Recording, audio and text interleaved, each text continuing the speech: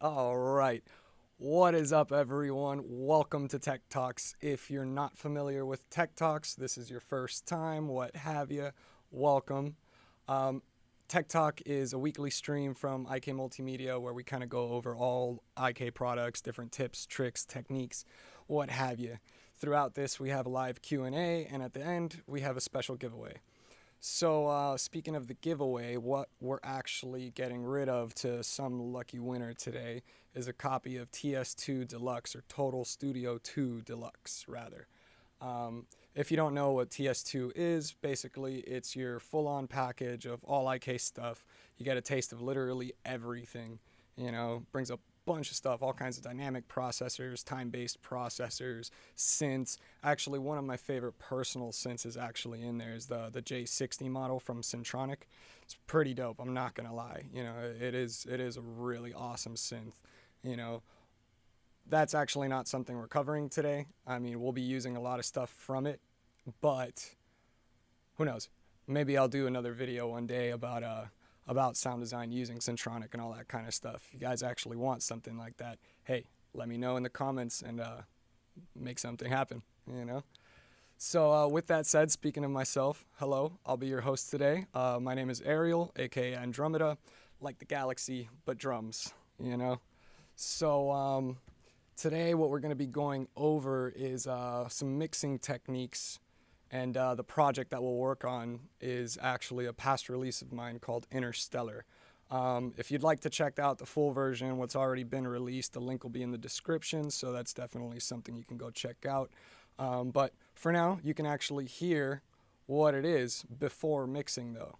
So bear with me. That is one thing. We're going to be doing some mixing stuff, so the mix here is not actually what it is, or what was released, but I'm going to show you some things that I personally like to do when it comes to mixing, tools I like to use, and some of my workflow, some things that you guys should definitely consider, when it comes to mixing. So, yeah, I guess with that said, I'm going to go ahead and play you the track.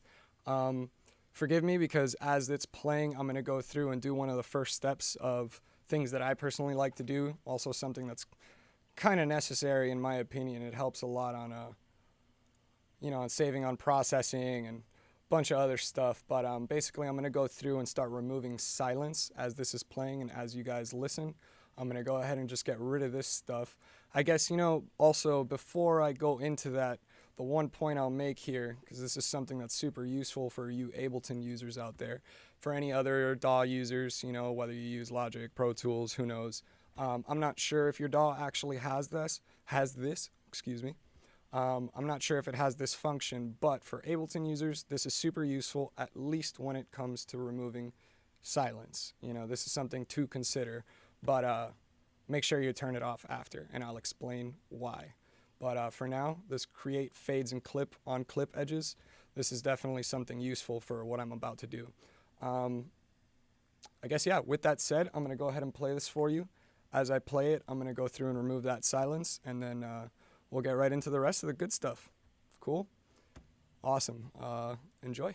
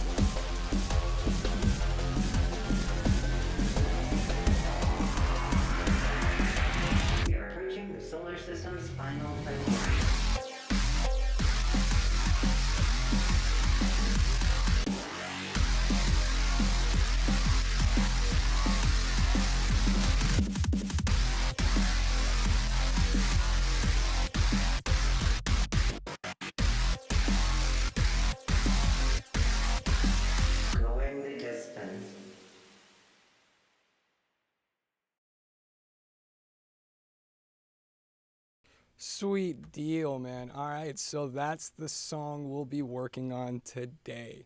Hope you enjoyed that. And with that said, I guess we're going to get into some fun stuff now. So, as you saw, I was removing a bunch of silence there as the song was playing. And let's go ahead and disengage this function here, what I told you about earlier, this create fades on clip edges. So the reason I use that for removing silence is because when you actually start cutting clips, by default it creates this 2 millisecond fade. And that is super useful, super necessary as well, because when you make cuts in these regions, by default, for some reason, it creates a little pop, and it may not be that noticeable in speakers, let alone a PA at a concert or something. But in headphones, it is pretty apparent. So that is something that I like to engage while I remove silence. However, I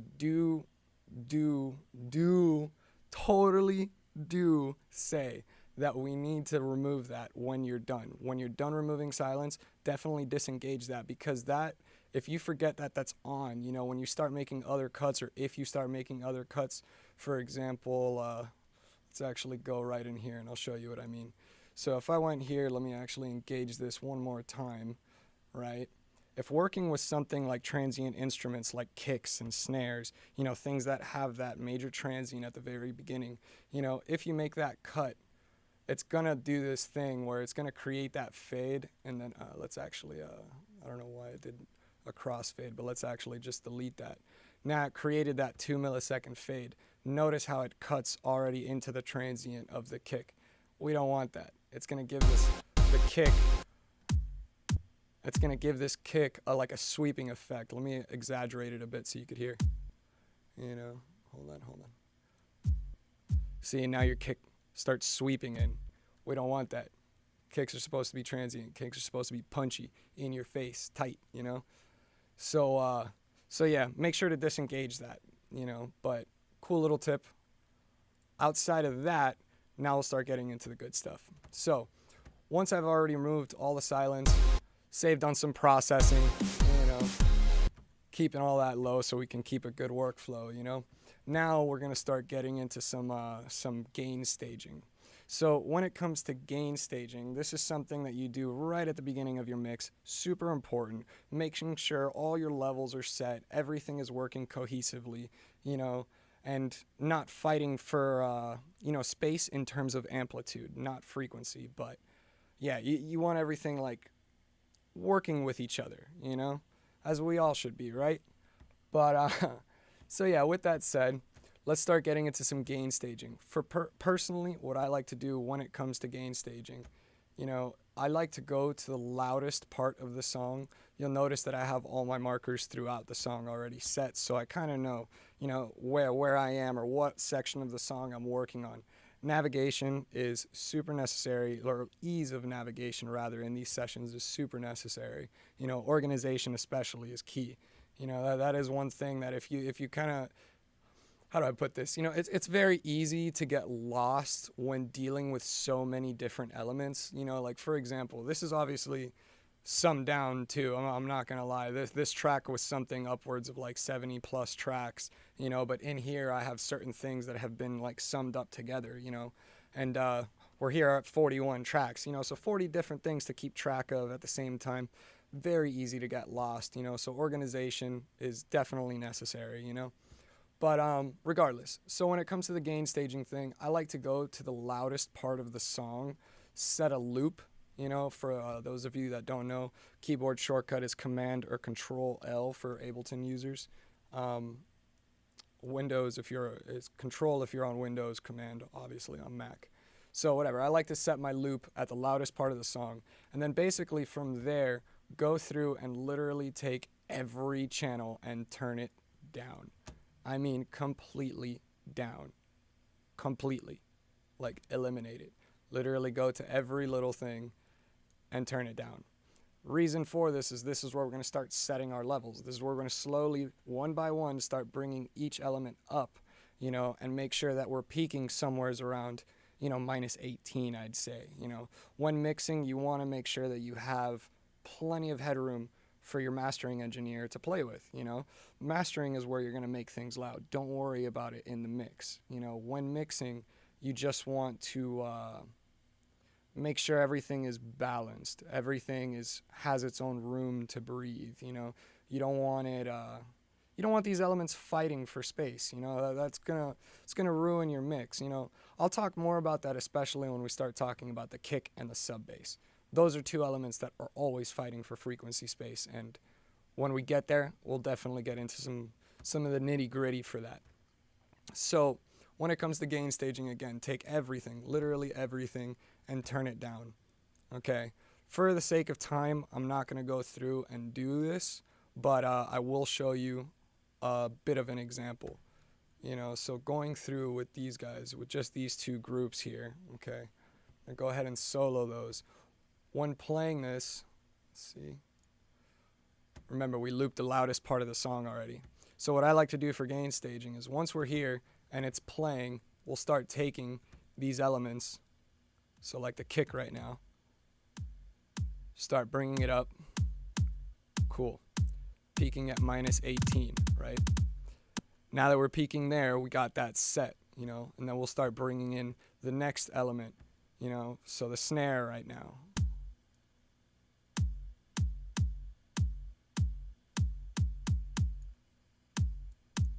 Oh, sorry, that's my 808. Either way, the snare.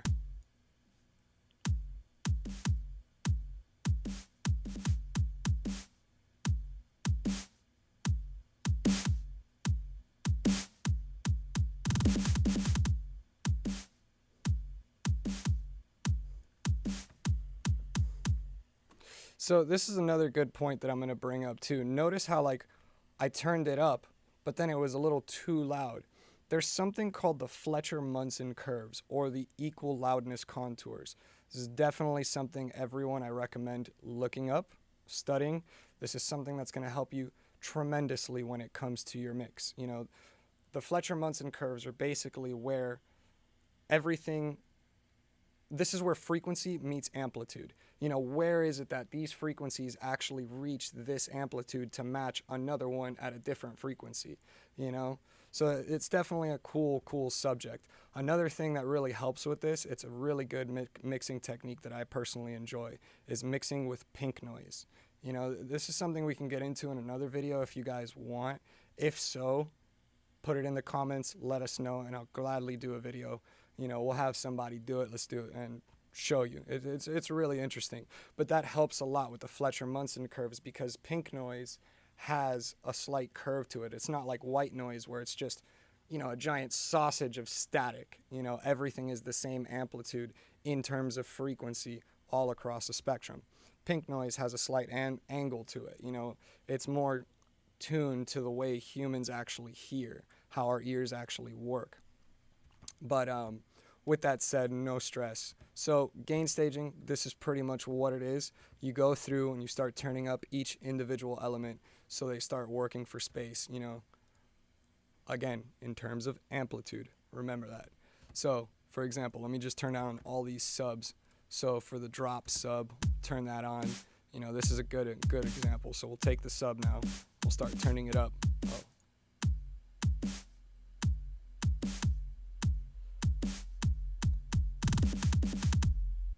We'll turn it up to where we can hear it, but it's not abusing everything else that's already working. See, okay, I hear the sub obviously, but it's not fighting for room in terms of amplitude with the kick or the snare right now. There's going to be other things we'll do in terms of like side chaining to give more breathing room to these elements, but no stress for now. So with that said, that's kind of what gain staging is. I would love to get more into it, but for the sake of time, I'm not going to do that. So now that you've kind of seen that process, let's I've also already gone through and done some gain staging like prior to this video, just because of, you know, again, sake of time. But yeah, with that said, that's kind of how it works, you know. So now from there, after gain staging, this is where I'd start getting into things like panning, for example. Panning, setting your pans early on, that way you just get it done and you never have to forget about, or you never have to remember it anymore. It's a really good thing to do, just because it's like set it and forget it, you know? It's one of those types of things. So you take certain elements, like for example on the drums, this is a key thing that there's going to be guaranteed panning. You know, think of it like when you record a drummer, you know, you have all your mic set, your kick, your snare. Kicks and snares are usually centered. Hi-hat is probably panned a little bit, you know, to the right normally. Usually people mix from audience perspective. Me personally, I mix from drummer's perspective. You know, I'm a drummer, Andrumeda, it's kind of my gig. So, yeah, whatever. But I like to mix from drummer's perspective. And so with that said, like my hi-hats usually I pan to the left. But, and that's speaking as a right-handed drummer too. But, so yeah. So let's say we'll go to the hi-hats, you know, for example. I got this closed hat right here. Open this up. Open up that channel. I'm going to throw in a utility. This is a habit I have, but for good reason. This is a little side note, but for Ableton users as well. The reason why I throw a utility on here and not actually use the default panning knobs that Ableton has. So when you use these default panning knobs, for some reason, they don't actually move the information that's either in the left or the right. You know, it doesn't take whatever's in the right channel, for example, and move it over to the left. For some reason, Ableton has it set in such a way where it actually just turns the volume down on one side or the other. And that's not how panning should work. I don't know why they do it this way. It seems rather ridiculous in my opinion, but hey, the cure to that, utility. Balance knob in the utility, good to go. So with that said, I'm going to go ahead and do some panning here. We're going to move the hi-hats to the left. Let's make sure. Sounds good. See, cool. Let's move it over. And now we'll take the open hats and let's actually give it like a secondary, you know, hi-hat kind of, excuse me. Ooh. Oh, I don't know what happened there. You know, let's get some coffee in the system, shall we? Ugh. It's my lifeblood right there. Coffee. So, let's go to the second hat right there, the open hat. I like to pan this to the right a little bit. That way we kind of show off that it's like, you know, first off, another one. Two, we're playing with spatial placement, you know, stereo imaging and stuff. Is another thing that really helps in terms of having everything fit with each other, having everything work cohesively, because everything is not generally centered. They're not fighting for the room in the stereo field, you know.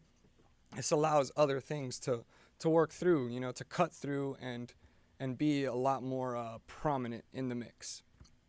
So take the open hat. This crash here, we're going to do the same thing. We're actually going to pan this to the right. I would probably play with this a lot more later in terms of like individual panning, like going into each element and like putting it on a side, kind of give the effect of multiple cymbals, even though there's only one crash in here right now. You can kind of cure that with panning, you know, unless you actually want different tones in your cymbals, but that's neither here nor there. So, yeah, after gain staging, I like to go through and start doing all my panning, you know, just set it and forget it, leave it alone, and we're done, right? So I'm going to take this a little bit, whatever. Again, for the sake of time, I'm probably not going to go through every single one here. I'm sure you guys don't want to sit here and watch me either panning consistently, but yeah, this is one thing I like to do prior on. Oh, here with my basses, you know, for example, this is something I want to make note of here too. Basses I like to keep centered. You know, normally it's recorded in mono, and it's just one of those things that like you want that centered in the mix, so it's got full energy all across a stereo field in a way. It's centered, it's punching through, and it's, you know, it's just making its statement by being there, you know. Same thing with your subs, definitely centered. You don't want to do any panning on that kind of stuff. But Then all your effects, yeah, depending on what you want to do, you know. Your ears are the ultimate key. I will say, no matter what, if it sounds good, it ain't wrong, you know.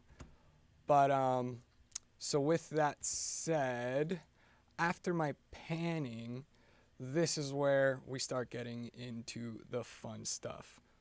But sorry to burst your bubble real quick. For any newcomers, now that some time has elapsed, welcome to Tech Talks. I am your host, Ariel, aka Andrumeda, like the galaxy, but drums. Gotta throw that in there again. Welcome. Tech Talks is a weekly series where we do a stream here and talk about IK products and all kinds of different techniques and stuff. We got a special giveaway at the end. We're giving away TS2 Deluxe to some lucky winner. Just make sure that when that time comes, I will let you know what question I'm going to ask or what have you. Just make sure that when you guys do answer, you put your IK username and then the answer. If you don't already have an IK account, go ahead and create one now and be ready for that giveaway. But cool. So moving on from there, after my panning stuff, this is where I like to get into EQing. You know, EQing is super important. And let me just say now, subtractive EQ over additive all day. All day. Like, people always want to maximize things, you know, and boost all kinds of frequencies. Instead of boosting things that you want, why don't you take out the things that you don't want? You know, when you remove all the excess stuff that is completely unnecessary, you make room for the things that you do want. All the stuff becomes a lot more prominent, you know. I'll show you what I mean here and now. For example, the kick and the sub bass. Perfect example. It is a timeless, you know, it's a timeless issue for all mixing engineers, all everything, just whatever. These are two elements that are consistently fighting for the same frequency space. You know, if you were to open up let's say, put a kick, let me get an EQ on here real quick. Let's actually open up the equal. This is a nice one. Oh, sorry. Let's pull this up here so you guys can see it. But so if I open up the equal, right? If I start playing the kicks, right? Notice there's a bunch of low-end information here, right? Now, what frequency space does the sub kick or the sub occupy? Sub basses occupy all of the low-end frequencies, right? So this is a huge issue because these two are always fighting for the same space. With that, though, what I like to do, for example, is on this, usually kicks take out some of that mid-range information here. Make another point here. Let's actually roll off a bit of that unnecessary low-end information. So let's actually get rid of, yeah, around 60 hertz is good. You know, 60, man. All right, whatever. Let's get rid of some information there. We'll cut out some of the mid-range. And you know what? Just to add some punch, some extra little punch, let's put a high shelf in here. Bring up some of that high-end information. It's another really good point I like to make, that when EQing, whatever you cut out, do the opposite on the other end. So now let me go solo the sub so we can hear this all together, right? Turn on that loop.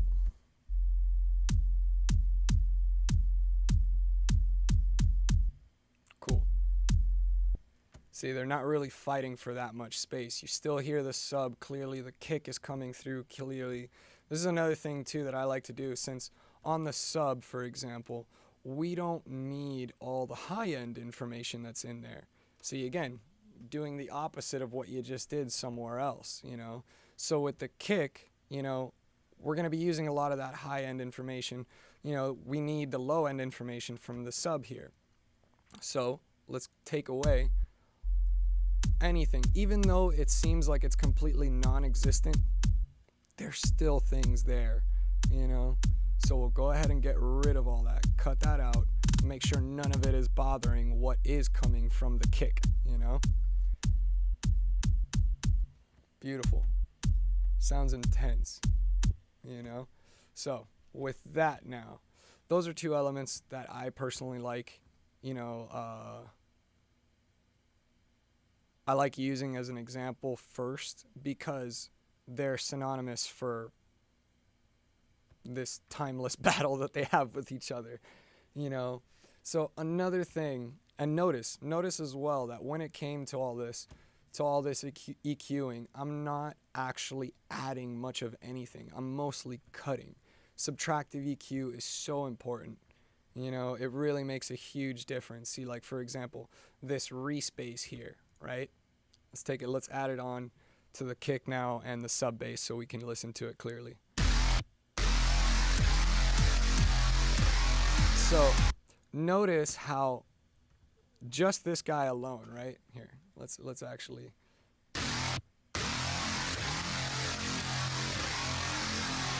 So notice when you listen to that guy there, it has low end information, right?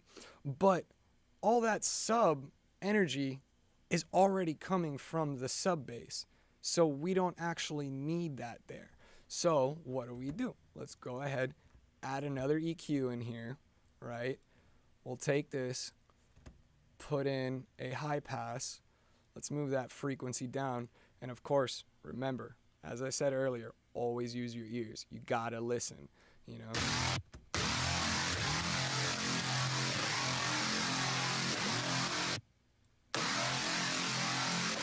Awesome. So pretty much anything like under 100 hertz, we don't really need that. See, because now if I add the sub again, right? Let's see here. Solo this guy. Notice now that I've engaged the sub, we have that same energy, but the sub is cutting through a lot clearer now, right? So, here, let's add now the kick so we can actually listen to that too.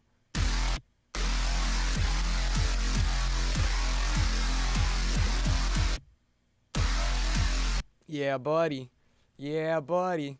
See how they're not fighting for the room anymore? They're all three of those elements are all living in their own special space but working together, you know? Let's add the snare so we can actually feel it out as a whole.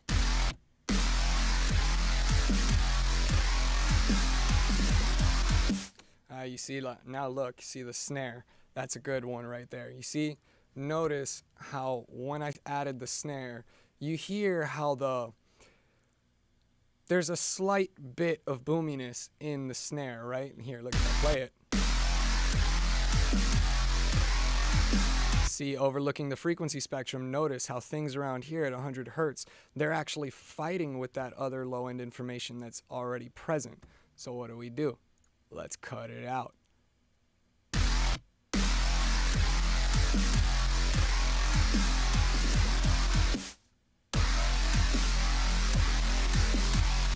Another really good point here is that now that I've cut this, right? We got a really snappy snare in there. However, some of that high end kind of needs to come in a little bit more. So what do? The exact opposite of what we just did.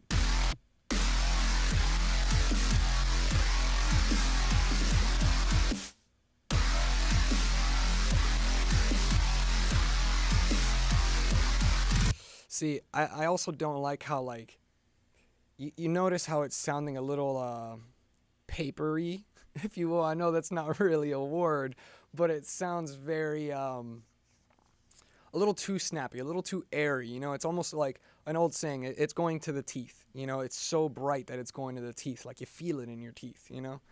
I don't know if you guys have ever heard that, but it is kind of an old saying when you hear really bright, annoying things like that. But, so to kind of remedy that, let's go in and boost a little bit of the, you know, the mid-range to add some of that meatiness of the snare.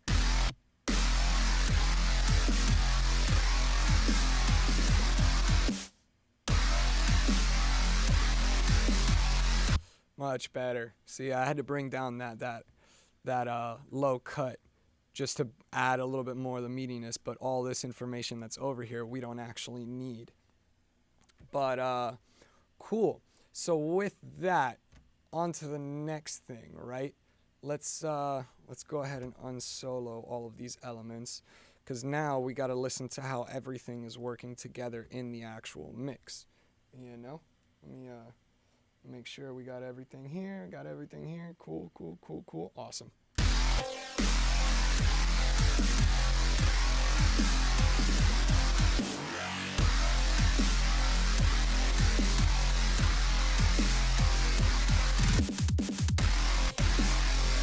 See, and notice too, now like the high-end frequencies from the hats and, you know, higher-end information from even the mid-range bass or anything else, like notice just the panning too, how it actually made a huge difference in how it cuts through the mix, because it's not fighting for space in the stereo field.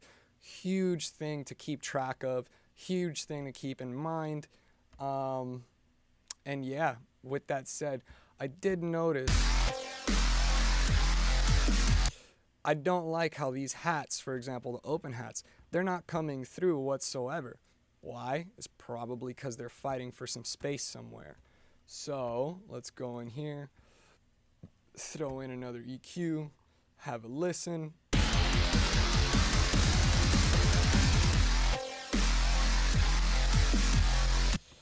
you see, super low, man. Super low, not nice, not liking that.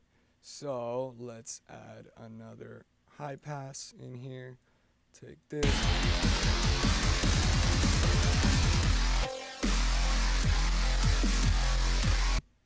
Let's put another high shelf here. Boost that a bit.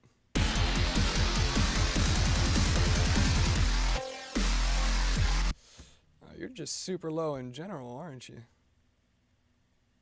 I'm not liking that. So, since that's pretty low, let's just come in here and boost this a bit. Matter of fact, yeah, 4 dB sounds good. Let's see what you sound like.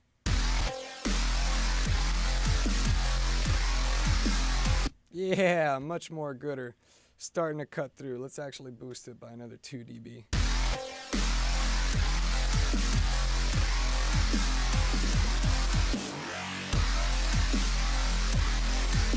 Awesome. You see, and now it gives that kind of movement too, like there's more things going on, even though there's not many more things going on. But panning makes a huge difference, man. So on to the next thing. Let's start working on some synths here. When you actually listen to these two synths, right? These are just the massive chords that you hear in the beginning. Let's have a listen real quick, and then I'll explain what I'll be doing and why I'm doing it in this manner.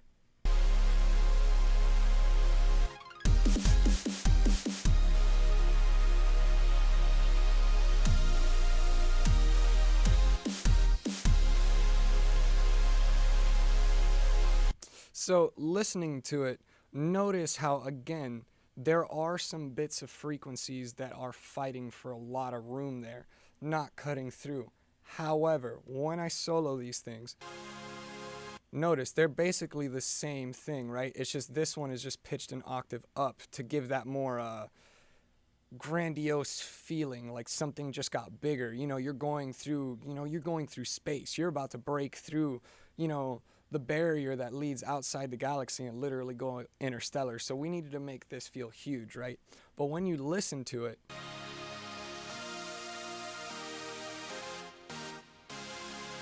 notice how that second one sweeps in. Nonetheless, they're still the same thing. So what I personally like to do is take those two tracks and group them. Okay? Groups are a huge thing. The reason though why I do this when it comes to EQing is crucial. It's actually because of phase issues. You don't want things going out of phase, because then if you guys aren't familiar with what phase is, this is basically like time.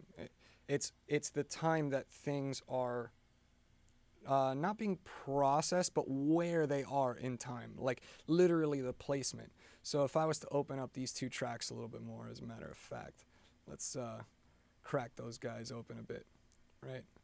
Big as they can. Let's zoom in here, zoom in a lot more. notice how you got all these, peaks and troughs, or, well, yeah, I gotta call them peaks and troughs.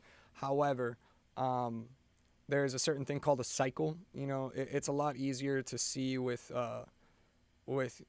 something as simple as like a sine wave. Using a sine wave is a lot easier for that, because you can actually see things line up a lot easier.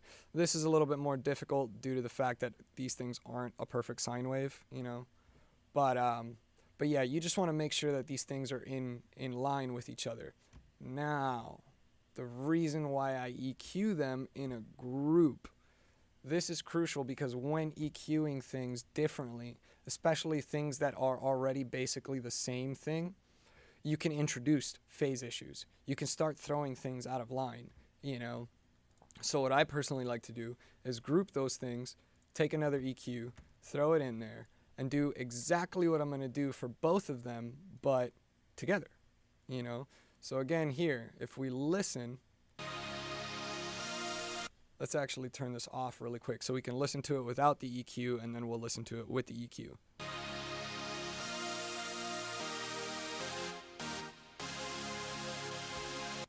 So notice how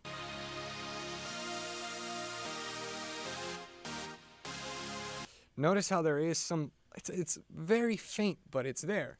All that low-end information, we don't need that stuff. These things are supposed to be bright, powerful chords, right? So let's just roll off everything below 200.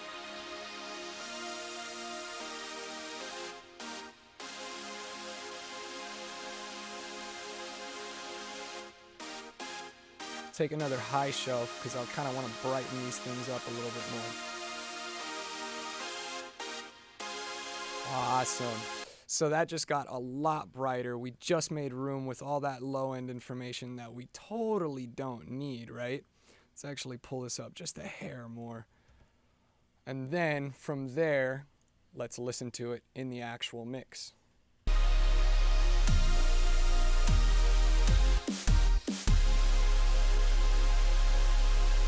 See, it's cutting through a lot nicer.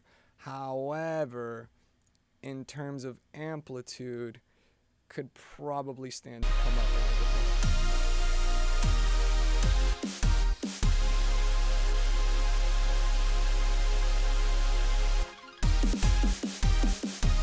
Cool, you see now it's cutting through a lot nicer. And given that this is probably the main element of this verse, or this intro, due to that, you want to make sure that it has its time in the limelight, That's something kind of necessary. Later on you get into more specific things with automation, That'll definitely help later on, so you have a little bit more control over each element. But for now, when it comes to EQing and general gain staging and stuff, this will do. So, yeah, I would say those are some of the things that I personally like to do when it comes to mixing, and at least in EQing. This is something to keep in mind. Grouping, subtractive EQ over additive every time. I can't even stress that enough. It's just so, it's amazing how many people I see just boosting things all the time rather than cutting. It's like, no, I want more of this. It's like, yeah, okay, but get rid of what you don't need, and I promise you more of what you want is going to become a lot more apparent, So let's see what else we can do here next. I got those. Actually, I have another, let me see. Subs are pretty much good. As a matter of fact, let's go in here. Since I got that sub drop already, let's actually move this into the sub group, because all the subs are predominantly the same. And again, like I said too, when you start, doing things individually, you can introduce a lot of phase issues. So you might as well mix the entire group together. Sometimes, depending on what the element is. I don't want to say for everything. I do it for this group specifically because a sub bass is a sub bass, For the most part too, it's usually just a sine wave, at, a really low octave. From there, that's it. It's it's pretty much the same thing all the way through. I could have used one sub all the way through, but there were certain differences in each sub that kind of made a bigger impact on certain elements of the song or certain portions of the song, you know? And yeah. See, but notice now that I got rid of all that good stuff, or all the unnecessary stuff rather, you know, you hear it more. Read your line, bro.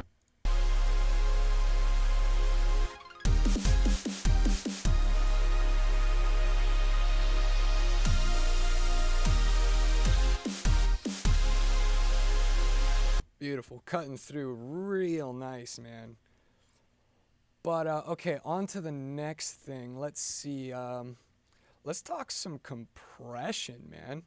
So I think a really, really important thing to note when it comes to compression, mostly, how do I put this?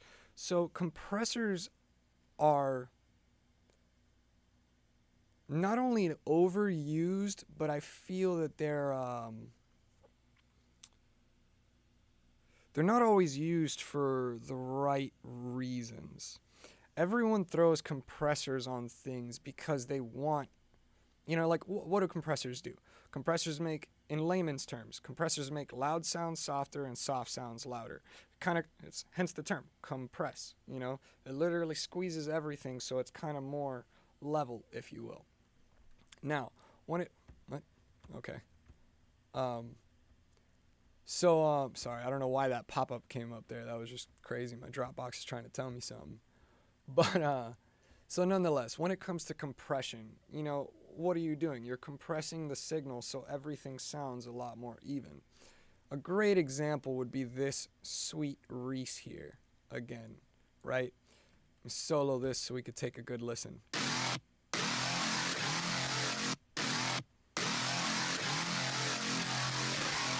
So notice right here, you got these peaks at the very beginning of these portions. I don't really like that. I don't really like how it sounds so snappy for that, you know. We have the kick for that, you know. The kick drum is what's giving us that transient feel, you know. So I want to kind of squash this and get rid of that, right? Okay, this actually reminds me of another thing too. Ooh, excuse me.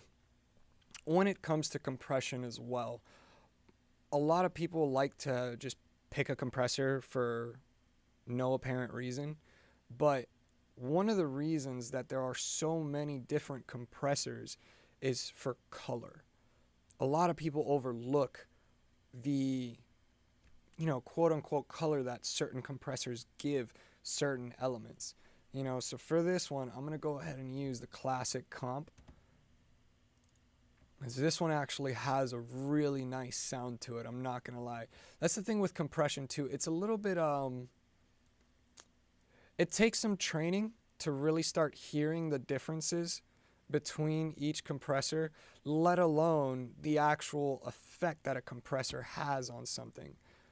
This is something also to keep in mind. When you open this, by default, it's going to be bypassed, so let's get rid of that.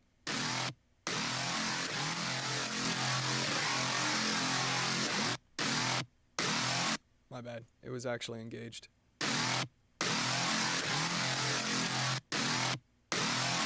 So it's still really snappy, right? Let's actually turn that attack time, make it a lot faster. The release time, we don't want to keep it too long, but we don't want to make it too short either. We want to make sure that it's actually catching that guy, you know? Let's see, ratio, let's actually do 4:1. That'll work.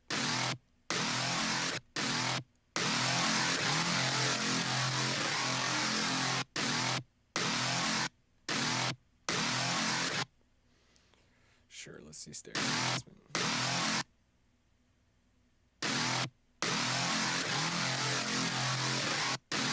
See now here, just to kind of show you how this guy got tamed a little bit, I'm going to go ahead and freeze this track real quick.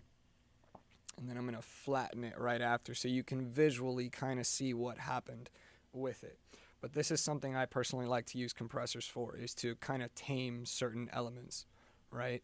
Again, you're making loud sounds softer and soft sounds louder, you know. So once this is done, we'll actually see it a little bit more. But but yeah, compression is definitely useful. Now I will also mention that you don't want to overuse compressors. You know, once you start throwing a compressor on literally every little element within the track, you know, by the end of your mix, it's just going to sound like your entire mix is squashed. You know, one of the biggest things that you want to keep track of, or not even keep track of, but something that you want to keep inside your track, you know, is dynamic range. Music is supposed to be that rise in tension, that fall, you know, that like it needs that, you know, and dynamic range is something that really helps with that, you know, like giving that rise in the song where it's like, oh man, things are picking up, you know, but then all of us, and then you have that tension and release, you know, tension and release is key in music.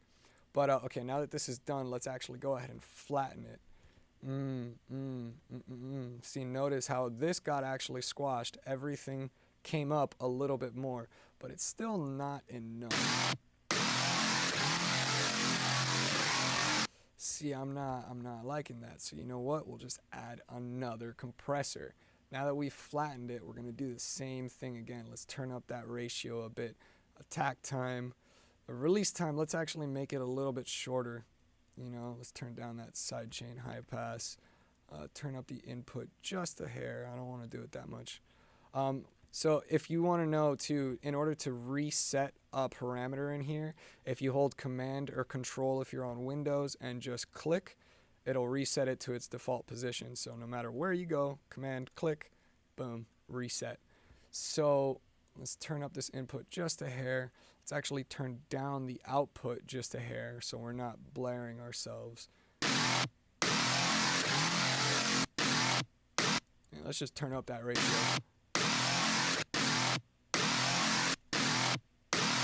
Still really intense pop, let me just say, but let's see how it sounds in the mix.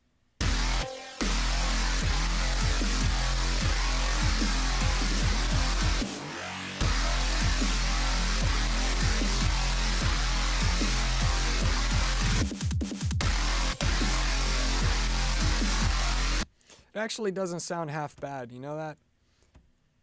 It's not too bad. I can't even deny it. But let's see, do we have let me see. I mean, it's still a hot mess in there, but again, for sake of time, I can't really go crazy into this. If you guys want me to go into something a little bit more in depth about compression, just let me know and I'll gladly do it. But I think for now, what else? What else can I cover for you guys here?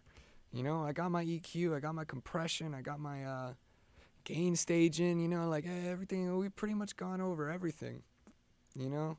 You know what? I guess with that said, let's go ahead and go for the giveaway, right? Let's give away that golden question, man. So do not forget, make sure that when you answer this, okay, I want to hear what you guys got to say. When you guys do answer, just make sure that you put your IK username and then answer right after that.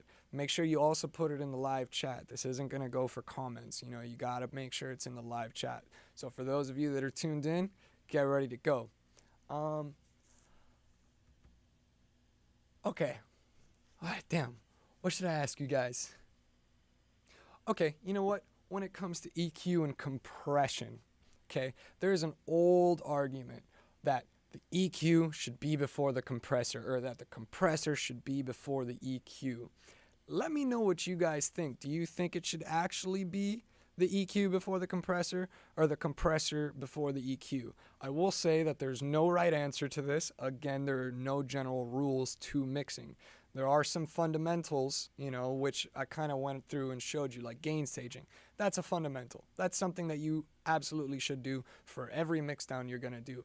But EQ and compression, these are kind of things that are open left to interpretation, you know. So let me know what you guys think. Should EQ come first or compressor in the signal flow? And then from there, yeah, Let's move on. You know what? Well, like while you guys start throwing in your answers there, I'm gonna go ahead and do a little bit more mixing. Let's see what else I can cover here. You know, let me see that snare again. Let's open up that EQ. Let's actually throw another compressor on here, man. Like, oh wait, sorry, bus compressor. I don't. Yeah, you know what? You know what? I'm digging it. I'm digging it.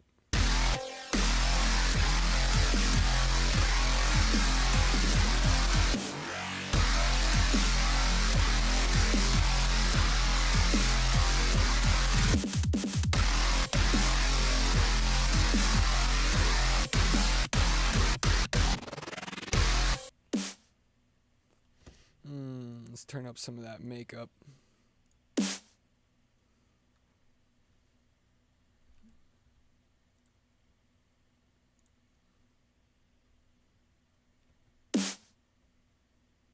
Ooh, that's snappy, man.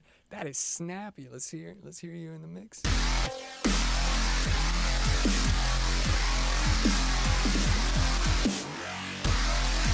Yeah, that snare is slapping, man. Let me tell you. But I don't like, again, how much that airiness is in there. It's actually boost only half a dB, but over 5K. Let's actually get rid of some of this, these high mids in here, because that's kind of adding to that airiness that I don't really like.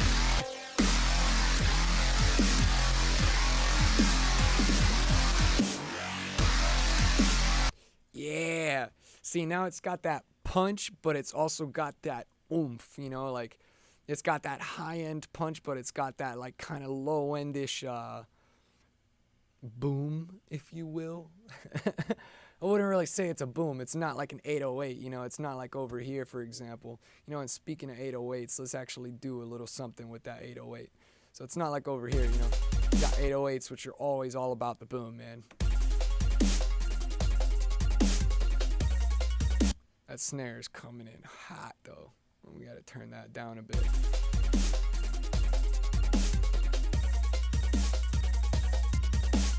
See, the snare's got a lot better color, but since I turned up the makeup gain in the compressor, notice how it's actually like, it became a lot more hot in the mix, you know, and that's not something we want, so.